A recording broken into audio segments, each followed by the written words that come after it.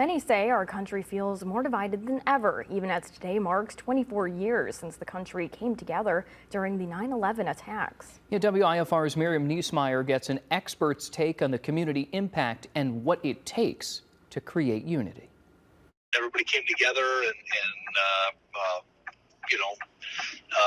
expressed a moment of silence. The attacks on the World Trade Center 24 years ago brought our country together in a strong stance against terrorism. The reason that 9/11 brought us together was because we saw the enemy as outside our country.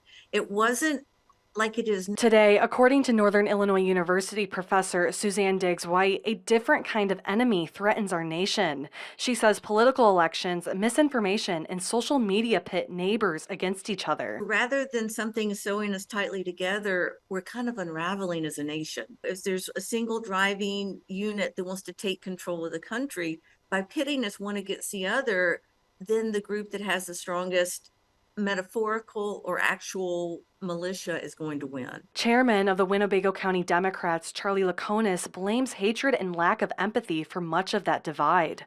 We definitely are going down a bad road, a negative road, a destructive road, which is counterproductive to our society. Republican Paul Hoffman points directly at 2020 as the turning point. I was struck by the violence and property destruction that ravaged our country. In the state line, Miriam Niesmeyer, WIFR News.